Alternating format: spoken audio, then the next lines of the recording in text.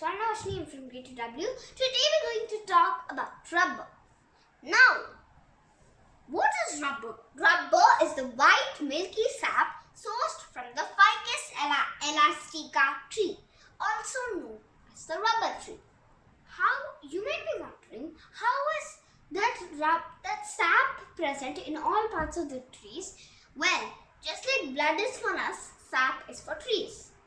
Sap circulates through two kinds of hollow passages, the xylem and the phloem. That's how rubber sap is present in all parts of the tree. How is it extracted from the rubber tree? So, it's extracted from the rubber tree like this.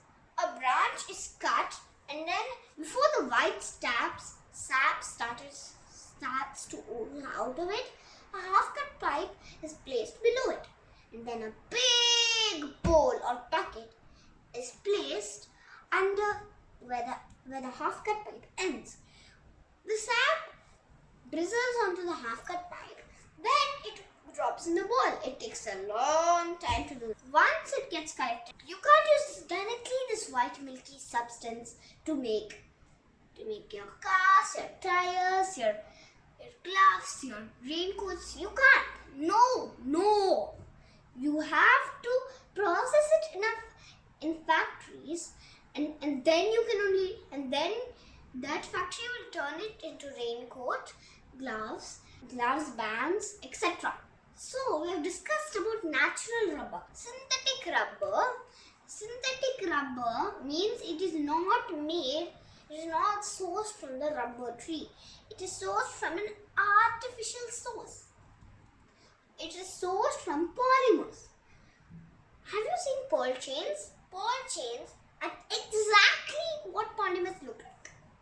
Polymers look like pearl chains. Pearl chains make up the synthetic rubber gloves that are used by people who are allergic to natural rubber. But guys, it's can't be used directly. If the polymers need a certain cross-link procedure to make them strong. If say a glove was not cross-linked and you pulled it, when you pull it, the polymers will get stretched, and once they get stretched, when you stretch them, they lose their elasticity because of the force, and they break. This is why at the end of each rubber glove procedure, they pump air and water to check for leaks. If say a glove was not vulcanized, it would just bam when air was pumped into it. And what is this cross-linking procedure called? Vulcanization. For example, let's take balloons and tires and compare their vulcanization properties. Balloons are vulcanized up to 1 to 2%, but tires are vulcanized up to 5 to 6%.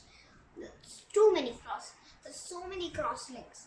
If you are given the strength of a balloon, you would need a giant air machine to inflate it. Now, what is this vulcanization that I'm talking about? This vulcanization was invented by Charles Goodyear when he was experimenting with rubber balls and accidentally burnt a ball on a stove. The rubber's properties improved, and he called that process vulcanization. Now, let's go to the atomic level and see more about these polymers. These polymers are made of monomers. Monomers are smaller molecules which link together to make polymers. Now there are two ways which these monomers can be turned into polymers. There are two reactions: addition reactions and condensation reactions. Addition reactions are when a free radical or a particle or a molecule with an unbonded electron on a side binds to a monomer. It triggers an action that forms a polymer chain. Condensation reactions are reactions which, when two monomers join, sends out byproducts like water, like H2O, which is water. And also, you can take crude oil and take out its monomers and fuse them back into polymer. After all this, you might be wondering, why does rubber float or sink? So, this is already wrote by a famous physicist called Archimedes. This is called Archimedes' principle. That Archimedes stated that whenever an object has more buoyancy force than the force of gravity, it floats. And whenever it has less buoyancy force is basically the force that the water gives beneath the object, and gravity, the object sinks. Now, why does rubber sink? Because the gravity force is higher than the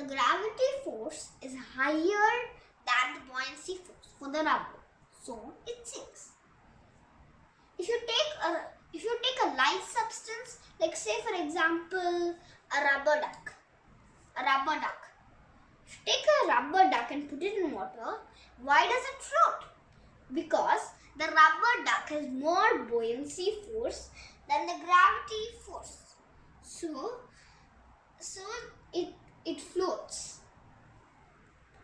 I hope you all must have understood about rubber, how it is extracted, what is synthetic rubber, what is vulcanization, what is polymers, and why does rubber float or sink. Thank you.